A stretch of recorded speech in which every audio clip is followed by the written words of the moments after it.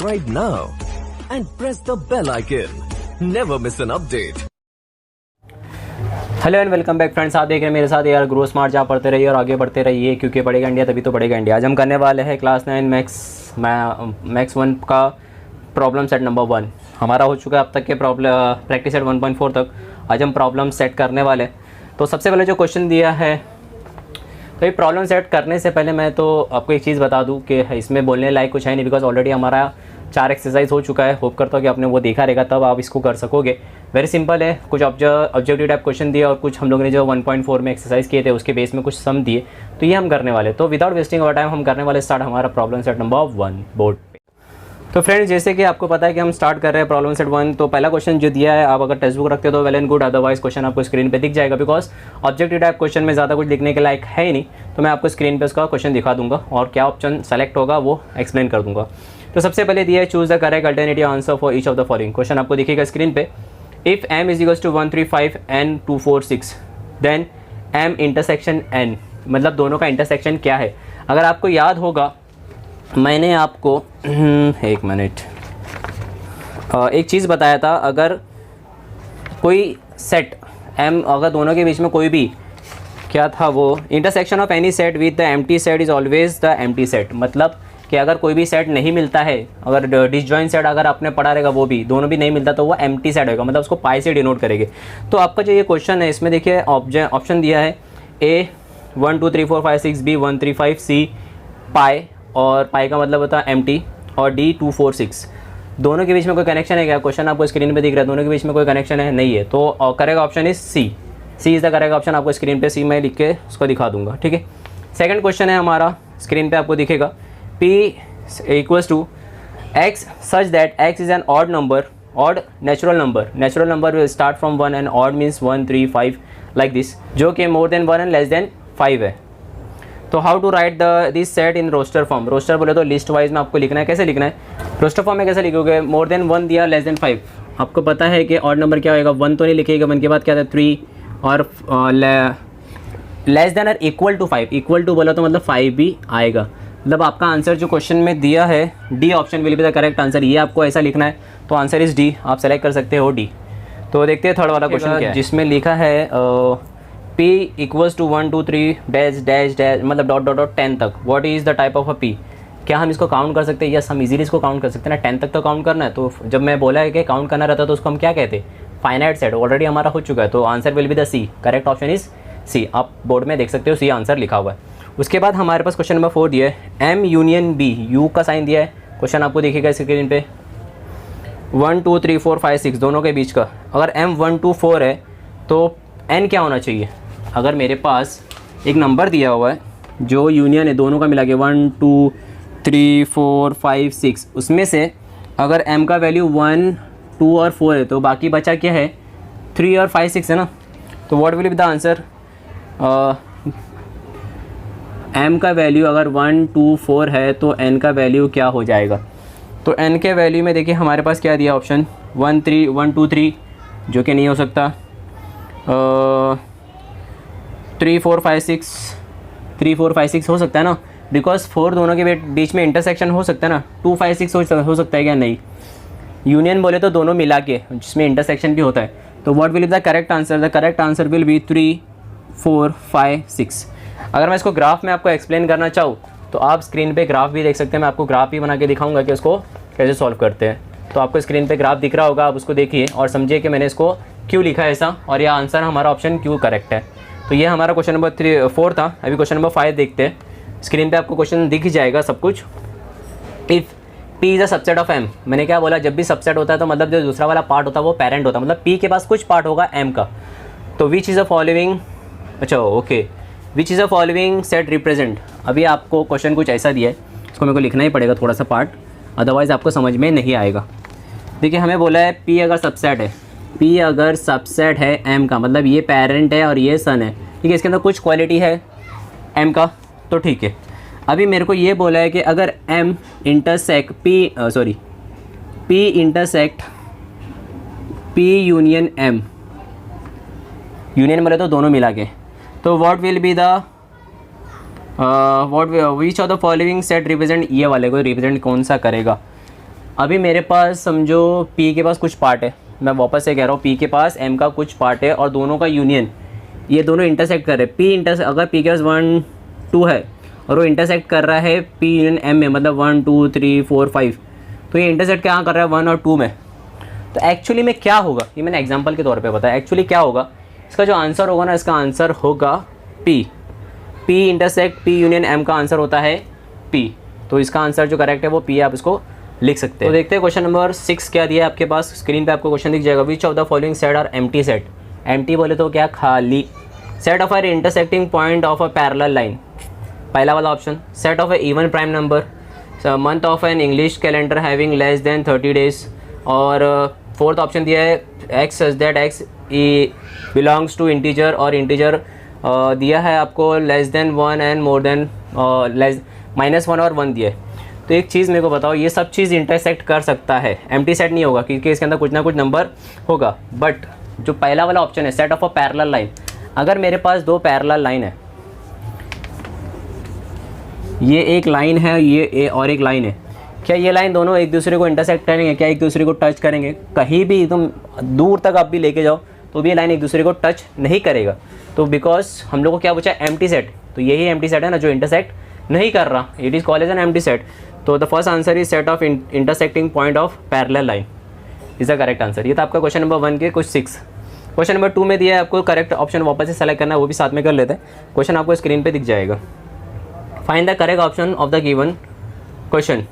क्या बोला, विच of the following collection is set. Set क्या बोलते हैं, जो कलेक्शन कुछ जैसे कि पाइल्स ऑफ बुक मैंने बताया था, फ्लॉक ऑफ बर्ड्स मैंने बताया था, कीज़ के बंच होते हैं उसको मैं बताया था। तो ये सब चीज़ क्या होता है, सेट होते हैं। तो आपने ऑप्शंस दिए, colours of a rainbow, okay, tall tree in a school campus, tall tree कुछ हिसाब नहीं बना, rich people in a village, set नहीं होता ये। Easy example in the book, easy examples in the book, वो भी नहीं होता है। Yes, colour of a rainbow is an example, because वो सेट है ना, एक सेट बना के उसको रखा है। अगर आप रेनबो देखोगे तो उसमें अलग अलग कलर से 7 कलर से वो एक साथ बंधे हुए, तो it is a set of अ, क्या बोलते हैं इसको, कलेक्शन ऑफ अ सेट। तो ये हो गया फर्स्ट का आंसर ए है। सेकंड है हमारे पास, बोला है कि विच of the following set represent N intersect W मतलब नेचुरल एंड होल नंबर। अभी नेचुरल नंबर जो स्टार्ट होता है वो 1 से स्टार्ट होता है, 1 2 3 4, और होल नंबर स्टार्ट फॉर 0 1 2 3 4। तो इन दोनों के बीच में इंटरसेक्ट कहाँ होएगा, 0 छोड़ के ये बाकी जितने भी नंबर है ना, ये नंबर इंटरसेक्ट होएगा ना एक दूसरे को। तो what will be the answer, the answer is a 1 2 3। 0 से तो हो ही नहीं सकता, एम्प्टी भी हो ही नहीं सकता, 0 भी हो ही नहीं सकता, because natural number start from 1 and whole number start from 0। तो correct answer is a. Question number 4, third जो हमारे पास दिया है, x such that x is a letter of words Indian. मैंने आपको एक्सरसाइज 1.1 में बताया था, कोई भी अल्फ़ाबेट लिस्ट वाले में डबल आई भी इंडियन में अल्फ़ाबेट क्या था, INDIAN, मतलब जो आई है वो डबल बार रिपीट हुआ है। जब हम इसको लिखेंगे तो आई को डबल बार रिपीट, उसमें हम लोगों ने करे थे स्माइल एंड कॉम्प्लीमेंट। एक बार मैं देख लेता हूँ कि मैंने क्या कराया था उसमें, तो आपको आइडिया मिल जाएगा कि हमने क्या करना है। कॉम्प्लीमेंट में देखिए डबल ई रिपीट हुआ था, हम लोग ने सिंगल बार ही लिखा था। तो what will be the option, I को सिंगल लिखना है, तो ऐसा कौन सा वर्ड है जिसमें b is the correct one, क्योंकि उसमें INDA लिखा है, डबल आई को सिंगल टाइम ही लिखना है, तो आपका करेक्ट आंसर होगा बी। ऑब्जेक्टिव टाइप क्वेश्चन का आखिरी सम दिया है क्वेश्चन नंबर 4 के T = 1 2 3 4 5 and M = 3 4 7 8। T union M, union बोले तो क्या होता है, दोनों को मिला के, मतलब जितना भी नंबर दोनों में मिला के होता है, जैसे कि 1 2 3 4 5 7 एंड 8। तो ये पूरा नंबर ऑप्शन किस में दिख रहा है आपको, C। तो करेक्ट आंसर इज C। तो ये हो चुके हैं हमारे ऑब्जेक्टिव टाइप क्वेश्चंस। होप करता हूँ कि आपको ये समझ में होगे। बिकॉज मैंने इसको ऐसा क्यों करा, बिकॉज इसमें ज़्यादा कुछ करने लायक है नहीं, खाली आपको आंसर को समझना और सेलेक्ट करना है। तो मैंने आपको समझा दिया और उसको सेलेक्ट आंसर भी करवा दिए, तो होप करता होगा आपको समझ में आया होगा। तो इतने थे हमारे ऑब्जेक्टिव। अभी करने वाले हम क्वेश्चंस जो वर्ड प्रॉब्लम दिए, जो एक्सरसाइज नंबर 1.4 में से टाइप के हैं, तो चलिए करते हैं उसको और सॉल्व करते हैं, देखते हैं कि कैसे इसको सॉल्व करना है, क्या ढूंढना है क्या नहीं ढूंढना है। तो चलिए करते हैं क्वेश्चन नंबर 3। तो चलिए फ्रेंड्स, करते हैं हमारा क्वेश्चन नंबर 3 जो दिया, out of 100% in a group, 100% in a group 72% speak English and 43% speak French. Each one out of 100% speak at least one language. उसमें से कोई स्पीक करता है, मतलब कोई ना कोई लैंग्वेज स्पीक करता है। तो then how many speak only English, एक फाइंड आउट करना first. How many speak only French, दूसरा फ्रेंच कितने फाइंड आउट करते हैं, मतलब उससे पहले, ये बाद में। How many of them speak English and French both. तो दोनों भाषा कितने लोग फाइंड आउट करते हैं। तो मैंने सपोज़ करके ले लिया, मैंने सपोज़ करके ले लिया टाइम वेस्ट ना करने के लिए। Suppose A person speak English and in a group and B person speak French, therefore n A equals to 72 और एन बी इक्वल्स टू 43 जो हम लोग को दिया हुआ है क्वेश्चन में। आपको क्वेश्चन स्क्रीन में दिख रहा होगा।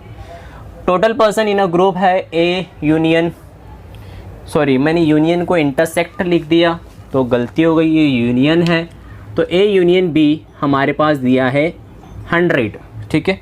अभी मुझे ये पता करना है कि बोथ लैंग्वेज कितने बंदे बोलते हैं और इंग्लिश कितने बोलते हैं, फ्रेंच कितने बोलते हैं। आपको फॉर्मूला पता है, याद है। हमें क्या ढूंढना है, फर्स्ट हमें ये ढूंढना है number of a person who speak both language.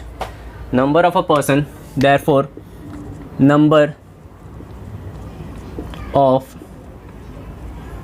Person who speak both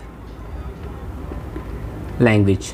तो हमारा जो फॉर्मूला आपको पता है वो फॉर्मूला कुछ ऐसा है, ए union B equals to n number A plus number B minus number a intersect b. हमें इंटरसेक्ट तो ढूंढना है, तो ये हमारे पास दिया हुआ 100 हमने लिख दिया, ओके ठीक है। ये हमारे पास 72 है वो भी लिख दिया, ओके ठीक है। ये हमारे पास 43 है, तो ये कितना होगा भाई, ये तो हमें ढूंढना है ना। तो ए इंटरसेक्ट बी, तो ये दोनों को प्लस करने पे हमारे पास हो जाएगा 5 और 7 + 4 11 115 और ये हो जाएगा एन ए इंटरसेक्ट बी, ठीक है।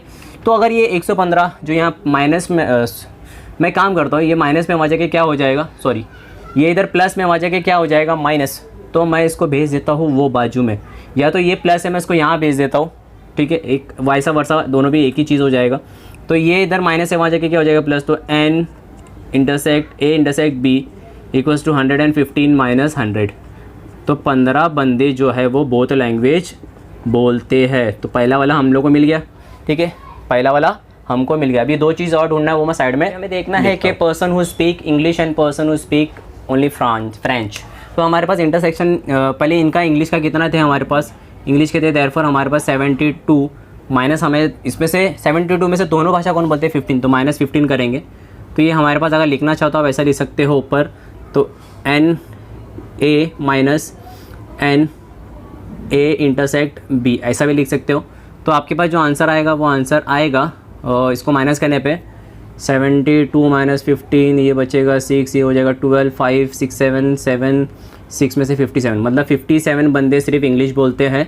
लाइकवाइज यहाँ भी वो हो जाएगा, यहाँ हम लोग देखिए लिखेंगे बी माइनस ए इंटरसेक्ट बी, तो ये हो जाएगा 40, हमारे पास कितने 43, तो 43 माइनस 15, तो ये भी वैसे करेंगे 43 माइनस 15, ये हो जाएगा 31, ये हो जाएगा 5 8 और ये हो जाएगा 2 28 बंदे सिर्फ हम लोग को क्या बोलते हैं फ्रेंच। मतलब ये आंसर है, ये आंसर है, ये आंसर है, ये आंसर है, तो तीनों आंसर है। आप इसको पूरे को कर सकते हैं कॉपी। हम बढ़ेंगे हमारे क्वेश्चन नंबर 4 के। तो चलिए फ्रेंड्स करते हैं क्वेश्चन नंबर 4 जो दिया है 70 trees were planted by Parth. Question आपको स्क्रीन पे दिख जाएगा। 70 trees planted by Parth and 90 trees were planted by Pradnya on the occasion of tree plantation week. Out of these 25 trees were planted by both of them, मतलब A intersect B. How many trees were planted by Parth और Pradnya? मतलब union हमें बताना है कि कितना union बनाया है उन्होंने। तो मैंने सपोज कर लिया है आपके लिए। Suppose A tree planted by Parth and B tree planted by Pradnya. तो A equals to 70 और B equals to 90. Tree planted by both is A intersect B 25 और A union B we have to find out. मतलब हमें क्या find out करना है, last का एक लाइन है ना, how many trees were planted by Parth और प्रज्ञा। तो हम लिखेंगे therefore number of trees planted by Parth and Pragya ना, पार्थ और प्रज्ञा और में फ़र्क होता है, एंड हो जाएगा तो वो क्या हो जाएगा इंटरसेक्ट हो जाएगा। तो अभी इसका फार्मूला हमें पता है वही है सेम, तो A union B equals to number A plus number B minus A intersect B। तो what is a 70 plus 90 minus 25, तो we will get the union. तो 70 प्लस 90 हो जाता है 160 माइनस 25, तो हो जाएगा, मैं साइड में कर लेता हूँ 25, तो ये हो जाएगा 5, ये हो जाएगा 10, मतलब 5 बचा, 5 में से 2 गया, बचा 3, मतलब 1, तो कितना 135, मतलब number of trees planted by Parth और Pragya is a union b 135, तो correct answer is 135। If you want you can note down this question number 4, we can do the question number 5 which is also a simple one। तो आप ये कभी कीजिए, हम बढ़ेंगे question number. तो friends करते हैं क्वेश्चन नंबर 5 जो कि बहुत ही सिंपल दिया है। ए 20 दिया है, बी 28 दिया है, ए यूनियन बी 36 दिया है, ए इंटरसेक्ट बी ढूंढना है। Formula will be the same, we have to write nothing, direct formula लिखना है हमारे को। तो हमारे पास फार्मूला क्या है, ए union B equals to number A plus number B minus A intersect B. ठीक है, जो हमारे पास दिया हुआ है 36 हमारे पास दिया है, हमारे पास दिया है 20 प्लस 28 माइनस, हमें तो ये ढूंढना है ना, तो N A n union B. ठीक है, तो इन दोनों को प्लस करेंगे तो हो जाएगा 48 माइनस ए इंटरसेक्ट बी 36। मैं काम करता हूँ 36 को यहाँ से वहाँ भेज देता हूँ, तो क्या हो जाएगा, और इसको यहाँ से यहाँ भेज देता हूँ, तो ये ए इंटरसेक्ट बी और 48 माइनस 36, तो 48 में से 36 गया तो बचा 2 और 1 12, तो मतलब दोनों का जो इंटरसेक्शन का जो आंसर आएगा A intersect B will be 12। बहुत ही सिंपल था ना, तो आप इसको कॉपी कीजिए ना, मैं करने वाला हूँ क्वेश्चन नंबर 6। तो चलिए फ्रेंड्स करते हैं हमारा क्वेश्चन नंबर 6 जो कि थोड़ा सा अलग कॉम्प्लिकेटेड लगेगा आपको। In a class 8 student out of 28 have a dog has their pet animal at home, 6 student have a cat as their pet animal, 10 student have dog and cat both, then how many student do not have a dog और cat, मतलब कितने के पास है ही नहीं कुछ भी pet animal. तो सबसे पहली चीज़ हम लोग ने सपोज़ कर लिया ए और बी, आपको पता है कि सपोज़ मैं कर लेता हूँ कि ए सपोज़ हम कर लेंगे जिसके पास डॉग है, बी सपोज़ जिसके पास कैट है, तो मतलब नंबर ए 8 दिया है, बी 6 दिया है, दोनों का इंटरसेक्शन दिया 10 और यूनियन दिया 28, बट इसमें से हमें ये पहला फाइंड आउट हमें ये करना है कि कितने के पास कैट और डॉग है, कैट और डॉग कितने लोगों के पास है, 28 में से कितने लोगों के पास कैट और डॉग है। तो हम इसको वेन डायग्राम में भी बता सकते हैं, बट मैं इसको वेन डायग्राम में नहीं बताऊंगा, पहले मैं इसको सॉल्व करूंगा, फिर आपको चाहिए तो मैं वेन डायग्राम में भी आपको बता दूंगा ताकि आपको समझ में आए कि हम कर क्या रहे हैं। वेन डायग्राम ईजी पड़ता है, बट मैं पहले ही बताऊँगा। क्वेश्चन के हिसाब से पहले हम लोग को ढूंढना है कि total student having a dog और cat has their pet animal at home. पहले हमें पता करना है कि डॉग और कैट, तो total student, therefore total students having a dog or cat as their pet animal at home।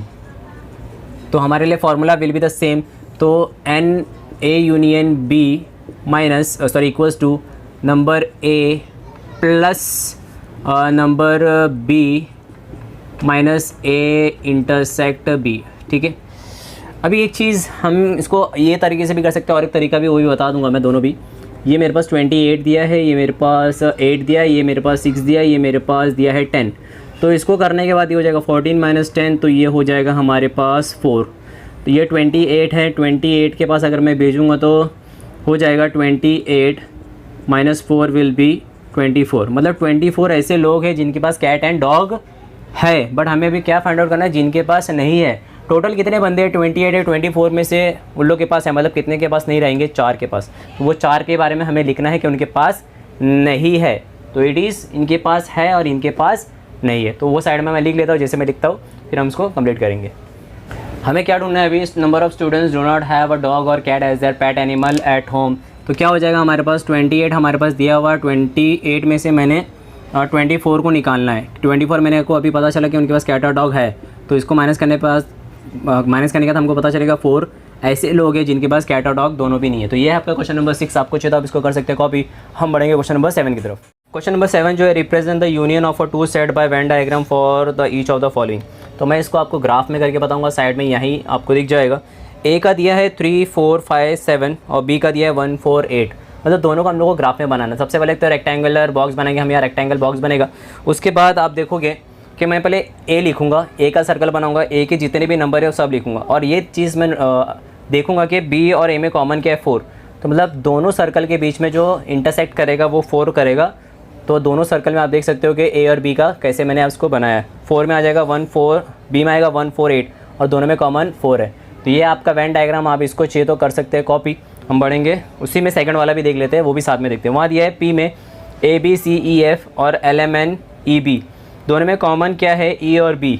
मतलब पहले आप बनाएंगे रेक्टेंगल बॉक्स, उसमें बनाएंगे पहला सर्कल पी जिसमें A B C D E F लेंगे, आप जैसे स्क्रीन पे देख रहे हो वैसे। उसमें दोनों में कॉमन क्या है ई और बी को साइड में रखेंगे बीच में, ताकि दोनों के बीच में वो आ सके। और क्यू बनाएंगे सर्कल को, एल एम एन और ई बी हमारा क्या रहेगा, दोनों के बीच में इंटरसेक्ट करेगा, मतलब ये दोनों का यूनियन है। तो ये था आपका क्वेश्चन नंबर 7। होप करता हूँ कि आपको ये वेन डायग्राम ग्राफ में समझ में आया होगा। तो इसको कर सकते हैं कॉपी। हम बढ़ेंगे क्वेश्चन नंबर, इसी में हमारे पास 3 दिए तो वो भी साथ में कर लेते हैं। तो इसको देखेंगे, एक्स का दिया है प्राइम नंबर 80 से, पहले तो प्राइम नंबर क्या है जो अपने टेबल में और खुद 1 के टेबल में जाता है। तो 80 से लेके 100 के बीच में जो नंबर है, देखिए आप स्क्रीन में देख सकते हैं 83, 89, 93 और 97 है। मतलब एक्स का ये नंबर 83, 89, 93 और 97 है। ऑड नंबर बोला है 90 से लेके 100 के बीच में, 91, 93, 95, 97, 99 स्क्रीन पे आप देख सकते हो। तो ये दोनों का जो नंबर है, इन दोनों में इंटरसेक्ट कहाँ हो रहा है, इंटरसेक्ट हो रहा है 97 में। स्क्रीन पे वेन डायग्राम हमें बनाना है। पहले एक्स बनाएंगे, एक्स का जो भी नंबर है 83, 89, 93, 97 लिखेंगे। 97 दोनों में कॉमन आएगा, वाई में 97 और एक्स में भी 97 है, दोनों में कॉमन आएगा। आप वेन डायग्राम स्क्रीन पे देख सकते हो, स्क्रीन पे आपको दिख जाएगा। आपको चाहिए तो आप इसको कर सकते हो कॉपी। हम बढ़ेंगे क्वेश्चन नंबर 8। क्वेश्चन नंबर 8 जो दिया, right the subset relation between the following. Subset करना है, मतलब पेरेंट और सन वाला यहाँ वापस फंडा करेंगे। एक्स का दिया set of all quadrilateral, S दिया set of all square, V दिया set of all rectangle, Y दिया सेट ऑफ ऑल रोम्बस और टी दिया सेट ऑफ ऑल पैरेललोग्राम। तो मतलब कौन सा किसका सबसेट होगा वो 1 बाय 1 मैं आपको लिख के बताऊंगा। इसमें ज़्यादा डीपली आपको अभी नहीं बता सकता। अगर थोड़ा मैं बता दूँ, स्क्वायर के हर साइड इक्वल होते हैं, ऑपोजिट साइड भी इक्वल होता है, डायगोनल्स बाइसेक्ट ईच अदर होता है, जैसे सेम प्रॉपर्टी, और अपोजिट एंगल इक्वल होता है। रेक्टेंगल का भी सेम है, opposite angle, opposite side, diagonals bisect each other होता है। और रोम्बस का भी ऐसे ही डायगोनल्स बाइसेक्ट ईच अदर होता है, opposite side are equal, opposite angle are equal, same है। पैरेललोग्राम का भी सेम है, रोम्बस का भी सेम है। तो मतलब हमको बताना है कौन सा किसका सबसेट होगा, किस में ज़्यादा क्वालिटी है, किस में कम क्वालिटी, वो 1 बाय 1 मैं लिख के आपको बताऊंगा कि कौन सा सबसेट किसका है। क्वेश्चन समझ में आ गया, X S V Y T. तो ऐसे तो बहुत सारे सबसेट हैं, मैं 1 बाय 1 आपको लिख के बता रहा हूँ। और रीज़न भी लिखना है हमें कि क्यों है, कौन किससे है, वो भी लिखना है। सबसे पहला जो है वो एस सबसेट है हमारा एक्स से। क्यों है, देखिए एस क्या हमारा स्क्वायर है और एक्स जो हमारा क्वाड्रिलेटरल है। बिकॉज रीज़न भी लिख लेंगे हम लोग, because all square are quadrilateral,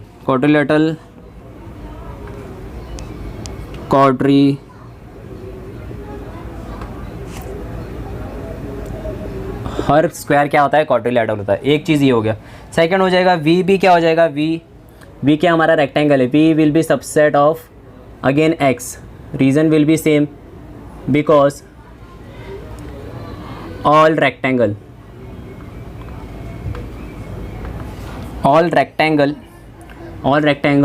are quadrilateral.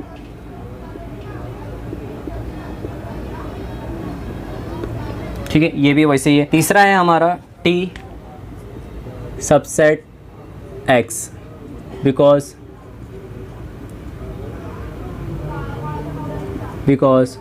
All parallelograms are also quadrilateral.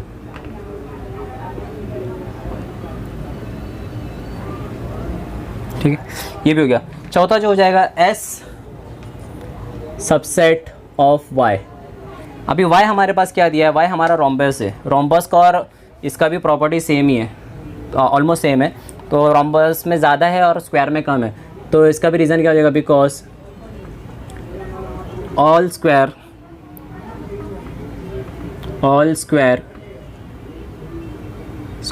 Are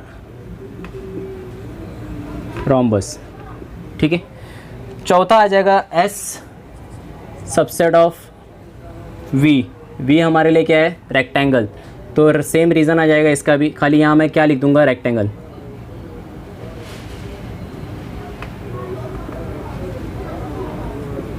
बाकी ये सब सेम है, ठीक है। मैं अभी इसको पूरा नहीं लिख रहा हूँ, जो मेन यहाँ का पार्ट है मैं वो लिख रहा हूँ। उसके बाद हमारे पास क्या हो जाएगा? S subset of T.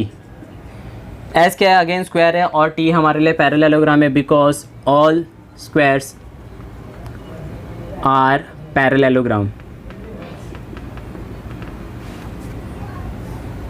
Are parallelogram. यहाँ डबल एल आएगा, पैरेललोग्राम, ठीक है। ठीक, ये हो गया, ठीक है। उसके बाद बचा है हमारा V. V will be subset of again T, reason will be same.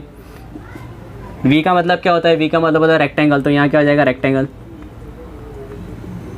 और यहाँ क्या हो जाएगा? आर पैरेललोग्राम, ठीक है। मैं ये शॉर्ट कर रहा हूँ, आपको चाहिए तो बाद में स्क्रीन में कंप्लीट करने के बाद पूरा लिख के आपको बता दूंगा।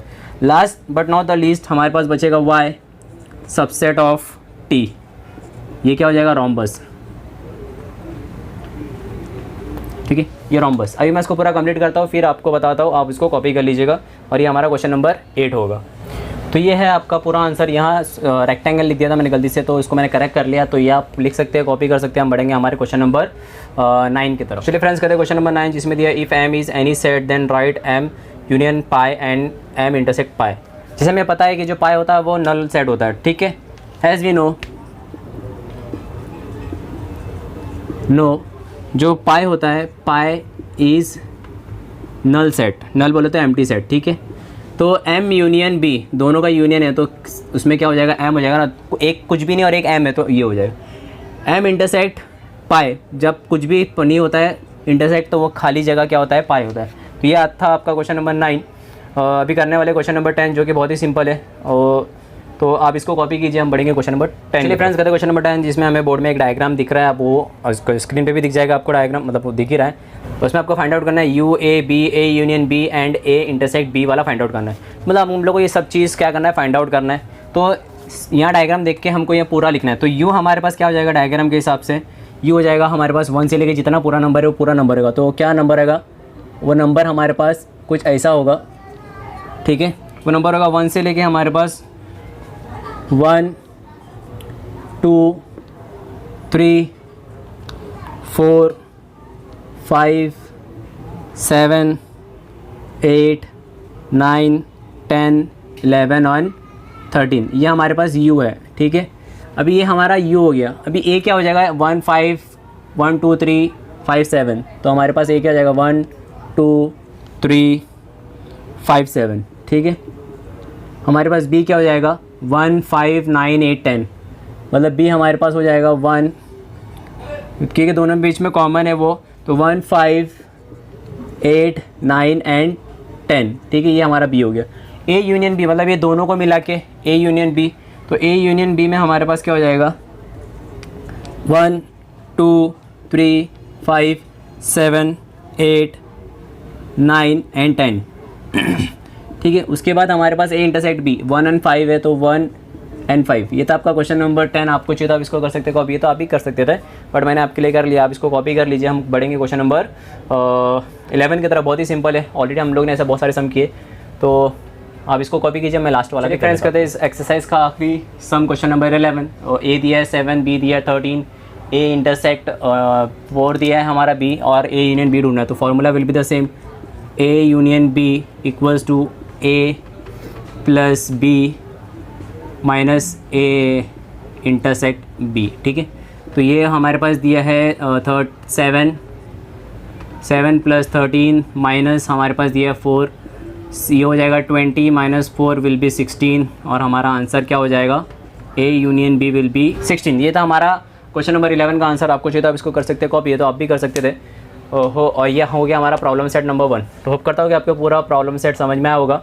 अगर आपको समझ में आया, अच्छा लगा, तो आप लाइक कर सकते हो। और नहीं जुड़े एयर ग्रो स्मार्ट में, तो subscribe my channel and press the notification bell for future updates. Hope करता हूँ कि अगर आपको अच्छा लगा तो आप अपने दोस्तों तक भी इसे शेयर करोगे, और उन्हें भी कहेंगे कि join to our Grow Smart. To be smart. आज के लिए इतना ही, थैंक यू फॉर वॉचिंग। मिलते हैं नेक्स्ट टाइम नेक्स्ट वीडियो में, तब तक के लिए देखते रहिए AR ग्रो स्मार्ट।